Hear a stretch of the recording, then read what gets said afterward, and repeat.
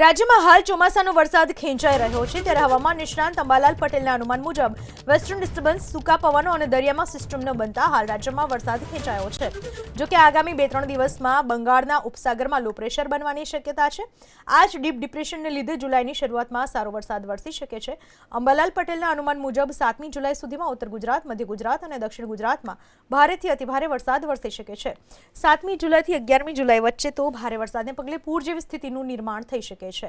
એટલું જ નહીં, 16મી જુલાઈ રથયાત્રાના દિવસે રાજ્યના કેટલાક ભાગોમાં વરસાદ વરસી શકે છે। અંબાલાલ પટેલના અનુમાન મુજબ ઓગસ્ટથી અલ નીનોની ઘાતક અસર શરૂ થઈ જશે, જેની અસર સપ્ટેમ્બર મહિના સુધી વર્તાશે। જો કે આગામી 2-3 દિવસમાં બંગાળના ઉપસાગરમાં લો પ્રેશર બનવાની શક્યતા છે। આ જ ડીપ ડિપ્રેશનને લીધે જુલાઈની શરૂઆતમાં સારો વરસાદ વરસી શકે છે। અંબાલાલ પટેલના અનુમાન મુજબ 7મી જુલાઈ સુધીમાં ઉત્તર ગુજરાત, મધ્ય ગુજરાત અને દક્ષિણ ગુજરાતમાં ભારેથી અતિભારે વરસાદ વરસી શકે છે। 7મી જુલાઈથી 11મી જુલાઈ વચ્ચે તો ભારે વરસાદને પગલે પૂર જેવી સ્થિતિનું નિર્માણ થઈ શકે છે।